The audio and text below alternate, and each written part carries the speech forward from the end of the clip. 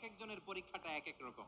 আল্লাহ তাআলা দেখতে চায় যে এই পরীক্ষার সময় আমরা কিরকম রেসপন্স করি।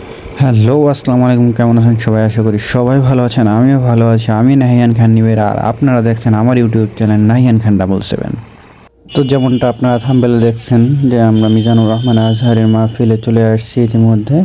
তো এটা হয়েছে যে মডেল মসজিদ, আগের ভিডিওতে যা দেখছেন মডেল মসজিদের এখান থেকে আর অটো বা রিক্সা এগুলো যেতে দেয় না, এগুলো অফ করে দেওয়া হয়েছে, কিন্তু বাইক যেতে দেয়। বাইক এখন ভিতরে যেতে পারবেন। আর কিছু দূর হাঁটার পরই আপনারা পেয়ে যাবেন যে সেলফি রোডের এই পাশে যে খাওয়ার স্টলগুলো, ওগুলো বসতেছে, আপনারা খাওয়া দাওয়া লাগলো এটা করতে পারবেন। তো এখন পর্যন্ত অত একটা মানুষ হয়নি। আমি আসছি বেলা 11টার সময়। তো কথা না বাড়িয়ে সরাসরি মিজানুর রহমান আজহারের মাহফিলে চলে যাই। পরীক্ষাটা এক এক রকম। আল্লাহ তাআলা দেখতে চায় যে এই পরীক্ষার সময় আমরা কিরকম রেসপন্স করি। How to deal with the test, কিভাবে এই বিপদ আপদ পরীক্ষাগুলোকে আমরা হ্যান্ডেল করব, ডিল করব, এটা হচ্ছে আজকের আলোচনার বিষয়। বুঝতে পেরেছেন সবাই আমার প্রিয় ভাইরা? তাহলে পরীক্ষাময় আমাদের জীবন, বিপদ আপদ পরীক্ষা এটা মানুষের পিছু ছাড়ে না। সবার জীবনে পরীক্ষা আছে। নবীদের জীবনেও পরীক্ষা ছিল।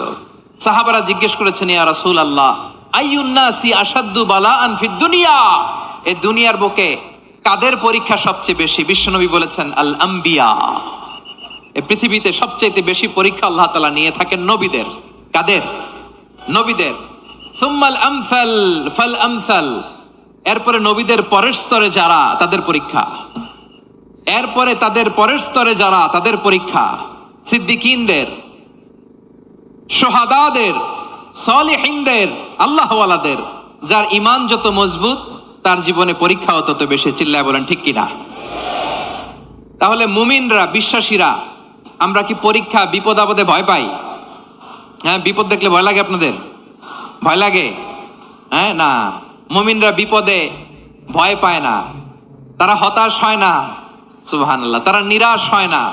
বিশ্বাসীরা হাল ছেড়ে দেয় না, তারা ভরসা রাখে একজনের উপর। চিল্লায় বলতে হবে তিনি কে?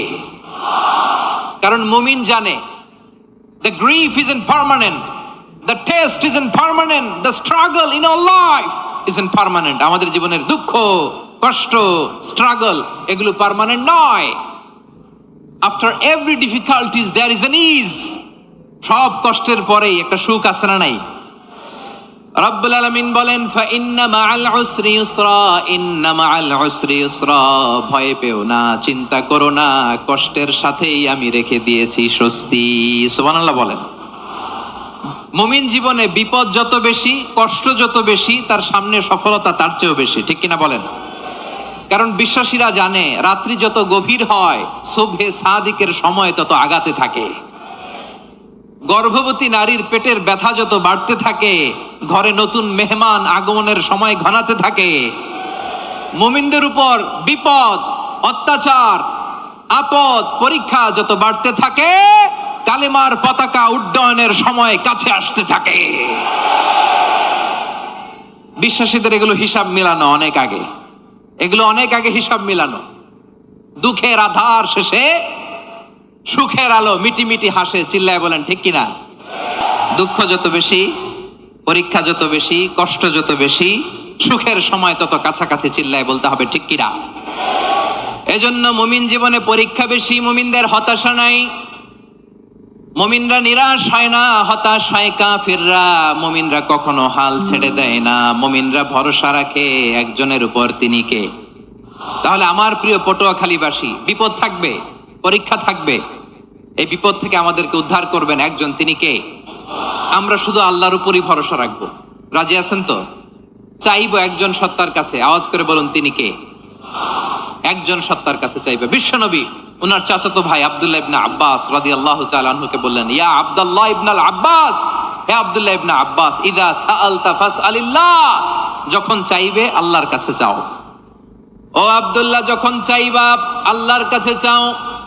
ওয়া ইযা ইসতাআনতা ফাসতাইন বিল্লাহ, যখন সাহায্য চাইবা আল্লাহর কাছে ফরিয়াদ করো। জেনে রেখো আব্দুল্লাহ, ওয়া'লাম আন্নাল উম্মাতা লাউ ইজতামাআত আলা আন ইয়ানফাউকা বিশাইইন লাম ইয়ানফাউকা ইল্লা বিশাইইন ক্বাদ কাতাবাহু আল্লাহু লাক।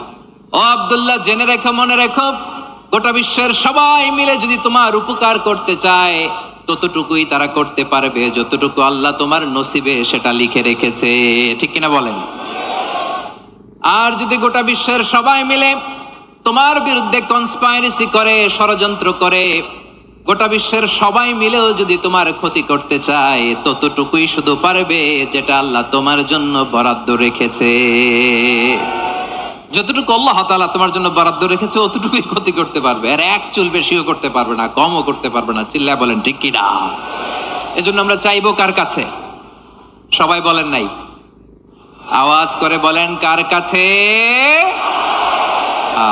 সব সময় আমরা আল্লাহর কাছে চাইবো, বিপদে আপদে, সুখে দুঃখে, সচ্ছল অবস্থায় অসচ্ছল অবস্থায়, পরাজয়ের সময় বিজয়ের সময়, সব সময় আমরা ভরসা রাখবো কার উপর? সবাই বলুন। একদল লোক আছে যারা বিপদে পড়লে আল্লাহরে ডাকে, আছে না নাই? পটুয়াখালীতে মাশাআল্লাহ নাই, বিপদ আসলে আল্লাহরে ডাকে, বিপদ নাই আল্লাহ নাই। বিপদে পড়লে নামাজ পড়ে, বিপদও নাই নামাজও নাই। বিপদে পড়লে জিকির করে, বিপদ যখন চলে যায় ওদের জিকিরও বন্ধ হয়ে যায়। এরকম আছে না নাই? কিছু লোক দেখবেন পরীক্ষা আসলে নামাজ পড়ে, আছে আছে? জেনজি আওয়াজ করো, এরকম আছে? এই কমন পড়ে গেছে, কমন পড়ছে। দেখবেন পরীক্ষার সময় নামাজ পড়ে, পরীক্ষাও নাই নামাজও আছে। এরকম কিছু লোক আছে অসুস্থ হলে আল্লাহরে বড্ড ভালোবাসে, আল্লাহরে খুব ডাকে। অসুস্থ হইলে অসুস্থতাও নাই, আল্লাহ স্মরণও নাই। দেখবেন কিছু লোক নির্বাচন আসলে খুব আল্লাহওয়ালা হয়ে যায়, তখন দেখবেন মাথার মধ্যে হেজাব লাগায়, পাঞ্জাবি লাগায়, আল্লাহওয়ালা হয়ে যায়। নির্বাচনও নাই, এরপরে আল্লাহর কথাও নাই, আছে না নাই? না, এরকম হওয়া যাবে না। সব সময় আমরা আল্লাহরে ডাকবো, বিপদে আপদে সব সময় ভরসা রাখবো আমরা একজনের উপর। আওয়াজ করে বলেন তিনি কে? এ কথায় আল্লাহ তাআলা আমাদের চোখে আঙ্গুল দিয়ে জানিয়ে দিলেন, ফাইদা রাকিবু ফিল ফুলকি দাআউল্লাহ মুখলিসিনা লাহুদ্দিন ফালাম্মা নাজ্জাহুম ইলাল বাররি ইযা হুম ইউশরিকুন। আল্লাহ বলে একদল লোক আছে, তারা যখন উজানে চড়ে, জলযানে চড়ে, সাগরের মধ্যে যখন জাহাজে চড়ে, লঞ্চে চড়ে, তারা যখন তুফানের সম্মুখীন হয় তখন তারা আল্লাহরে বড্ড বেশি ডাকে, একান্ত ভাবে ডাকে, বিশুদ্ধ চিত্তে ডাকে। আবার তুফান থেকে তাদেরকে সেফ জোনে নিয়ে, নিরাপদ জোনে নিয়ে যখন বন্দরে আমি আল্লাহ তাদেরকে ভিড়িয়ে দেই, ওই লোকগুলো আবার আমি আল্লাহর সাথে শিরিক করে। এরকম আছে না নাই? জাহাজে উঠছে, সাগরের মাঝখানে তুফান, ওই সময় দেখবেন আল্লাহ কারে কয়। এই কথা তো আপনাদেরকে বোঝানো সহজ, আপনারা তো নদীর দেশের মানুষ। লঞ্চে চড়েন নাই কারা কারা? দেখি, লঞ্চে চড়ছেন? হ্যাঁ, লঞ্চে চড়ে নাই এরকম একজনও নাই এখানে। আচ্ছা, লঞ্চে উঠছেন কে কে? দেখি। মাশাআল্লাহ মাশাআল্লাহ মাশাআল্লাহ, ঠিক আছে, আপনাদের বোঝানো সহজ। আচ্ছা, লঞ্চে উঠে তুফানের সম্মুখীন হয়েছেন, জলোচ্ছ্বাস সবাই? মাশাআল্লাহ। এই ওয়াজ তো আপনাদের মুখস্থ, ঠিক কিনা বলেন? আমার বলার দরকার নাই, বলেন। মাঝ নদী, তুফান, জলোচ্ছ্বাস, জলের মধ্যে উচ্ছ্বাস, ঢেউ, টর্নেডো, সাইক্লোন, মেঘের ঘনঘটা, পরিবেশ ঘুটঘুটে অন্ধকার, লঞ্চ একবার এদিকে আরেকবার ওইদিকে, ভিতরে কি অবস্থা হয় বলেন তো? হ্যাঁ, তখন মুসলিম আল্লাহর ডাকে, হিন্দু আল্লাহর ডাকে, ঠিক কিনা বলেন? আস্তিক আল্লাহর ডাকে, নাস্তিক আল্লাহর ডাকে, ঠিক কিনা? লঞ্চের ভেতর, স্টিমারের ভেতর কান্নারে রোল পড়ে যায়, চিৎকারের রোল পড়ে যায়, সবার মুখ দিয়ে শুধু একটা আওয়াজ, লা ইলাহা লা ইলাহা লা ইলাহা সুবহানাল্লাহ আলহামদুলিল্লাহ লা ইলাহা আল্লাহ নামের জিকির করবে যারা, আল্লাহর কাছে প্রিয় তারা, আল্লাহর কাছে প্রিয় যারা, জান্নাতে প্রবেশ করবে তারা, জোরে লা ইলাহা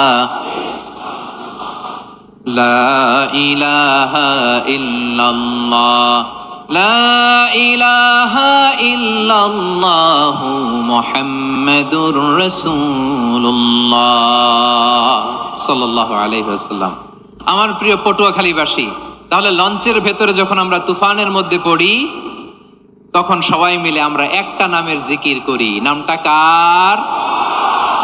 মুসলমানেরাও ডাকে, হিন্দুরাও ডাকে, আস্তিকও ডাকে, নাস্তিকও ডাকে, সবাই ডাকে একজনকে। তিনি কে?